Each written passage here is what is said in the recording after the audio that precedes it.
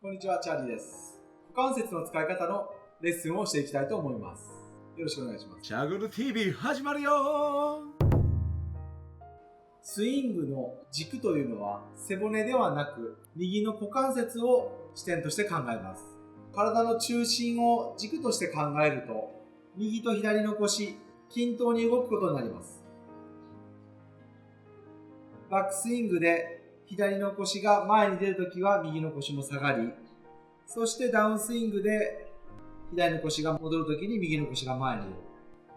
バックスイング、ダウンスイング、右の股関節の位置を動かさず、左サイドが動き、そして戻る。ここからバックスイング。そしてダウンスイングでも右の股関節の位置が動かないまま切り返す。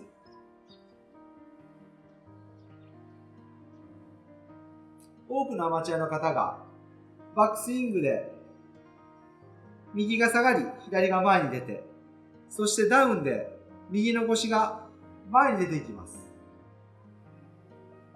このダウンスイングで右の股関節の位置が前に出たり、もしくは目標側にずれたり、支点であるべき右の股関節の位置が動くことで回転スピードも落ち、骨盤の前傾が崩れます。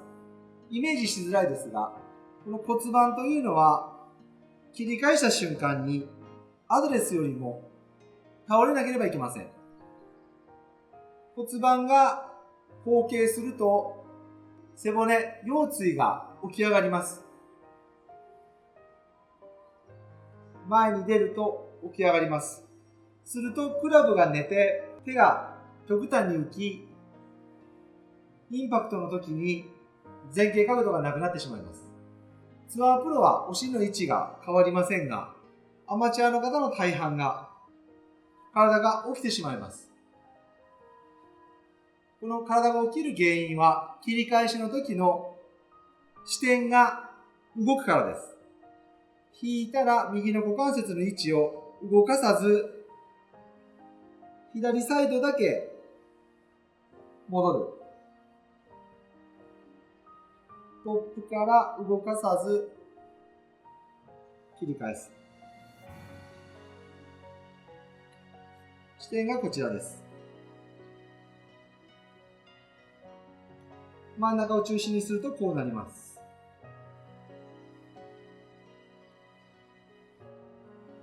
そしてトップから右の股関節が動かないまま左を戻すと言いましたが、骨盤を前傾させたいので、左の腰を戻すと言っても伸びたまま戻すわけではないです。しっかりお尻を突き出してズボンにシワがつくほど左サイドを戻します。切り返した時にいきなり左の膝が伸びると左の股関節が伸びてしまいます。ではなくしっかりしゃがむようなイメージで左の股関節をしっかり押し込んでください。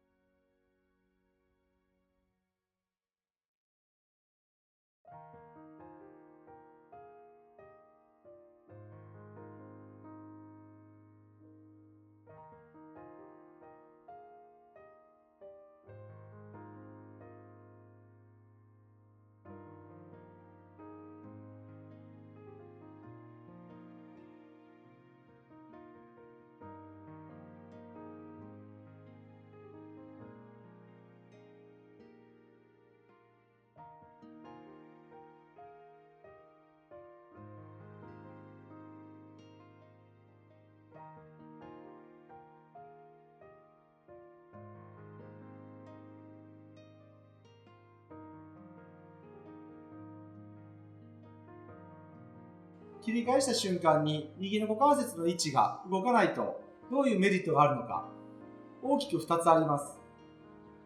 1つは先ほどお話しした骨盤の前傾が保たれる。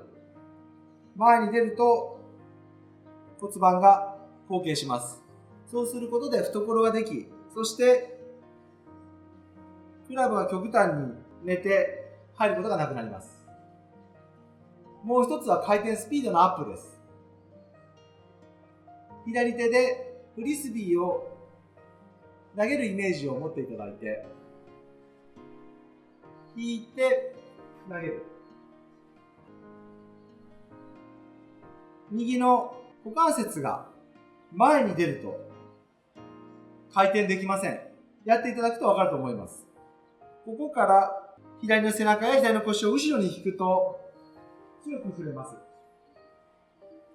回転運動をするにあたり、右サイドが前に出るのはスピードが出せなくなります。あくまで切り返しの時は右の股関節の位置が動かないまま左サイドを引っ張る。悪い動きは右も一緒に出る。正しくはバックスイングやダウンスイングで体全体が突っ込んでしまう方、もしくは後ろに残りすぎてしまう方、インパクトの時にお尻の位置が前に出て体がまっすぐになってしまう方、原因はこの右の股関節、この位置がバックスイング、ダウンスイングで必要以上に動いていることが原因です。逆にここをしっかり直していただければ、先ほどのようなミスは全く出なくなります。女性の方は骨盤の傾きのお話をしてもすぐに理解していただけるんですが、男性はなかなか骨盤というのを意識したことがないようで、骨盤が前傾する、後傾する、右の股関節の位置が動く、動かない、なかなか意識しづらいようです。ちなみにバックスイング、ダウンスイングで動かなかった後は、この後は何をしていただいても結構です。右が出ても出なくてもどちらでも打てます。右の太ももや膝の向き、そして右の股関節の位置、それ以外の体の右足以外の部分すべてが稼働する。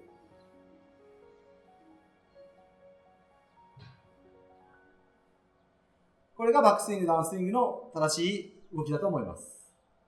ここまでがバックスイング、そして切り返しの初動、大切な股関節の使い方の説明をさせていただきました。